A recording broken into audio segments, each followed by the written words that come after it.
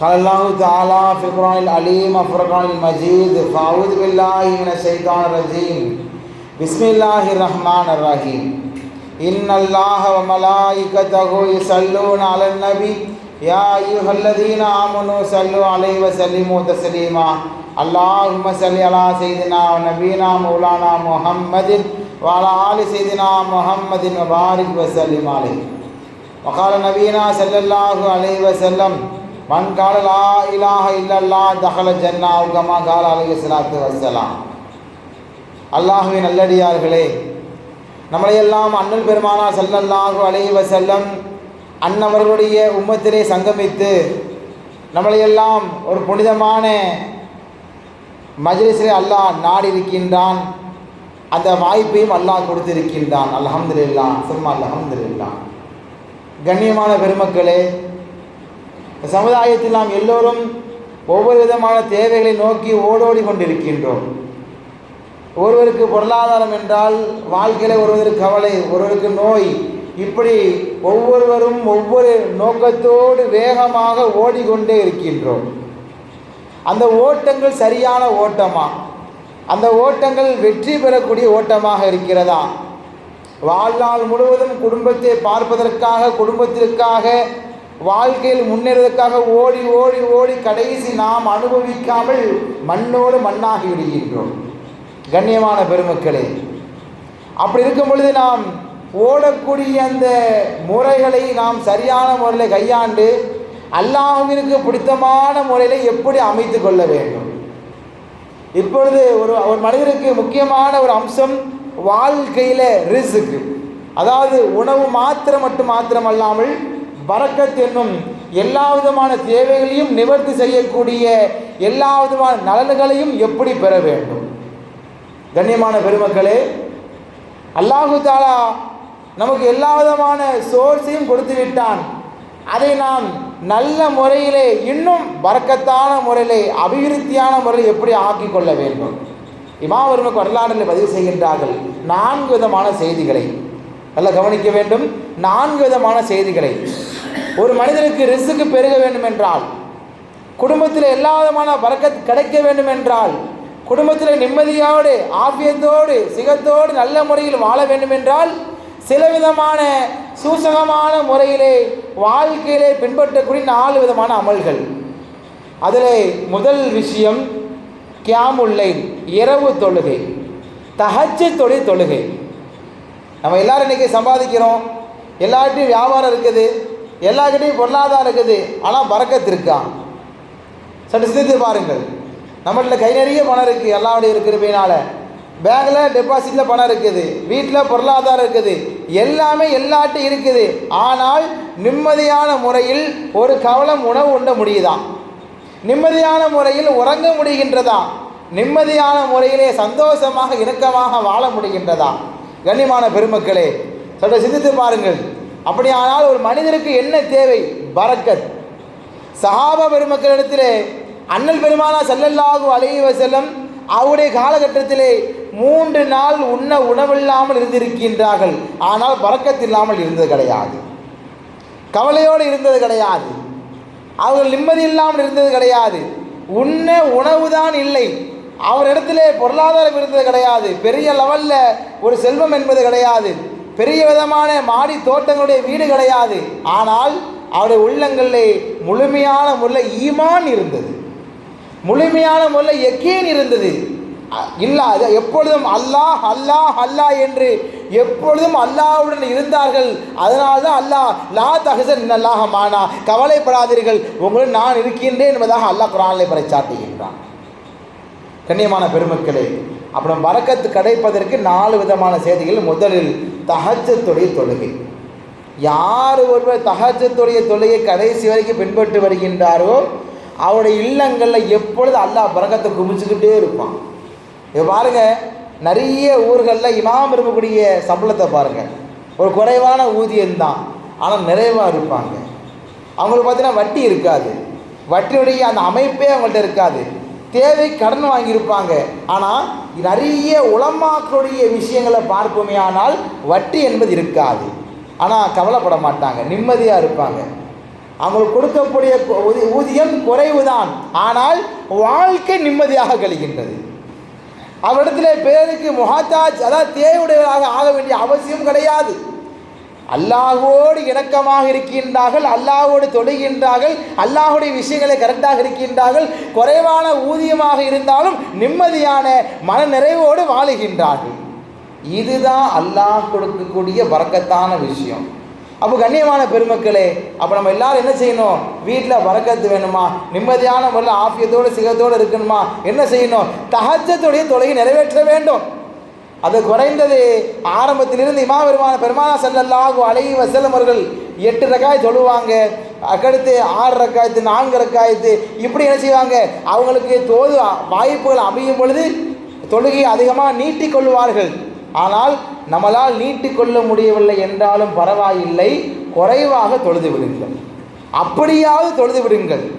தஹஜ்ஜுது 4 ரக்காயத்தாக தொழுது அல்லாஹ்விடத்தில், ரப்பே, என்னுடைய பொருளாதாரத்திலே, என்னுடைய வியாபார ஸ்தலங்களிலே, என்னுடைய தொழில் துறையிலே அதிகமான பரக்கத் செய்து விடியா அல்லாஹ், எங்களுக்கு இந்த நோக்கம் இருக்கின்றது, அந்த நோக்கம் நிறைவேற வேண்டும், அந்த நோக்கம் உமக்காக ஆக்க வேண்டும் என்பதாக துஆவை தஹஜ்ஜுதுடைய நேரங்களில் வைத்து விட்டால் அல்லாஹ் ஒருபோதும் கபூல் செய்யாமல் இருக்க மாட்டான். கனிமான பெருமக்களே, அப்போ நமக்கு எல்லாருக்கும் எல்லா விதமான தேவைகள் இருக்கும், எல்லாருக்கும் எல்லா விதமான கவலைகள் இருக்கும், எல்லாருக்கும் எல்லா விதமான நேர்த்தியான தேவையான செய்திகள் இருக்கும். இதெல்லாம் கிடைக்கிறதுக்கு ஒரு டைம் எங்கன்னா தஹஜ்ஜுடைய டைம் தான். தஹஜ்ஜுத் தொழுதன்னா அல்லாஹ் என்ன செய்கிறான்? முகத்தில் அப்படியே ஒரு ஒளிமயம் கொடுத்துட்றான், ஒரு நூரை கொடுத்துட்றான். கருப்பாக இருப்பாங்க, கலையாக இருப்பாங்க, கருப்பாக இருப்பாங்க, வெள்ளை முகமாக தெரியும். என்ன காரணம்? தஹஜ்ஜுடைய தொழுகை யார் நிறைவேற்றுகின்றாரோ, தஹஜ்ஜுத் எப்பொழுதெல்லாம் ஒரு மனிதரை விடாமல் தொழுகின்றாரோ அல்லாஹ் முதலிலே வறுமையை நீக்கி விடுகின்றான், பரக்கத்தை கொடுத்து விடுகின்றான், ஒளிமயமான வாழ்க்கையை கொடுத்து விடுகின்றான். கபூரில் அழகான ஒரு வாழ்க்கையும் அல்லாஹ் அமைத்து விடுகின்றான். இது முதல் செய்தி. இரண்டாவதாக, சஹருடைய நேரம், தஹஜ்ஜுத்துக்கு பின்னால் சுபு பாங்கு சொல்வதற்கு முன்னால் ஒரு 10 நிமிடம் பிஃபோரா, அதாவது தஹஜ்ஜுத்னால் 3 மணிக்கு 3 மணி நேரத்துக்கு தொழ வேண்டாம். அது வாய்ப்பு இல்லாமல் தொழட்டும். நம்ம வியாபாரத்துக்கு போயிடுவோம், எப்படியாவது தொழணும் ஆசைப்படுவோம். ஃபஜ்ர் நேரம் பாங்கு வருதா, ஒரு கரெக்டாக ஒரு அரை மணி நேரத்துக்கு பிஃபோராக இருந்தீங்க. இப்போ 4:50 பாங்கன்னா ஒரு 4:20 தெரிஞ்சுங்க, தொழுவுங்க, அல்லாட்ட அழகாமல கேளுங்க, ரொம்ப நேரம் மெனக்கிட வேண்டாம். நம்முடைய அமல்கள் அல்லாஹ் லேசாக்கியிருக்கான், கடினமாக செய்ய சொல்லல அல்லாஹ், ரொம்ப ரஃப்பாக அல்லாஹ் சொல்லவே இல்லை, லேசாக்கியிருக்கான். கண்ணியமான பெருமக்களே, எப்படியாவது என்ன செஞ்சிடணும்? தொழுகையை தஹஜ்ஜுதை விட்டுறக்கூடாது. அதுக்கடுத்தாப்புல சஹருடைய நேரம், சஹருடைய நேரம் எப்போ? ஃபஜ்ருக்கு ஒரு 5 நிமிஷம், ஃபஜ்ர் பாங்கு சொல்வதற்கு ஒரு 5 அல்லது 10 நிமிடம் முன்னால். இப்போ நம்ம என்ன செய்யணும்னா இஸ்திக்ஃபார், அஸ்தக்ஃபிருல்லாஹுல் அலீம், அஸ்தக்ஃபிருல்லாஹ் என்ன செய்யணும்?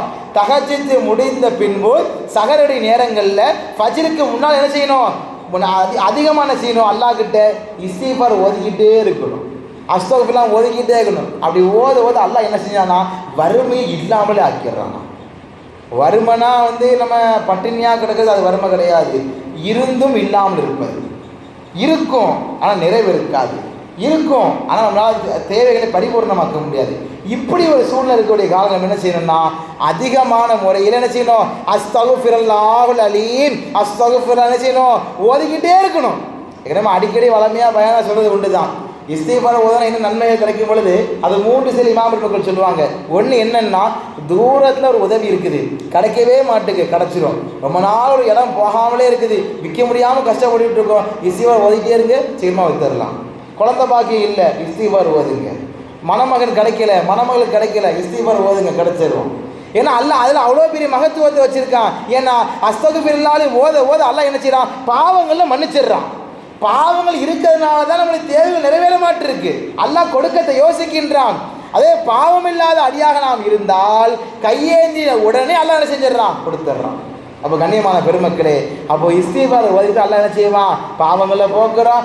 தூரத்தில் கிடைக்கக்கூடிய உதவி என்ன செய்யறான்? அல்லாஹ் பக்கத்து நெருக்கமாக கொண்டு வந்துடுறான். 3வது சொர்க்கத்தை நசீபாக்கிடுறான். அப்போ இந்த இஸ்திக்ஃபாருக்கு அவ்வளோ பேர் நன்மை இருக்குது. இது 3 ஆச்சா, இது 2வது ஆச்சு. அதாவது முதல் விஷயம் தஹஜ்ஜுத் தொழுவது, 2வது சஹருடைய நேரங்களில், சஹர்னா அந்த ரமலான் 30 நோன்பு அப்படி கிடையாது, எல்லா நேரங்களும் சஹருக்கு ஒரு முந்தைய நேரம் இருக்குது. ஃபஜ்ருக்கு பாங்கு சொல்லுறதுக்கு 10 நிமிடம் முன்னால். அப்போ நம்ம என்ன செய்யணும்? இஸ்திக்ஃபாரை ஓதணும்.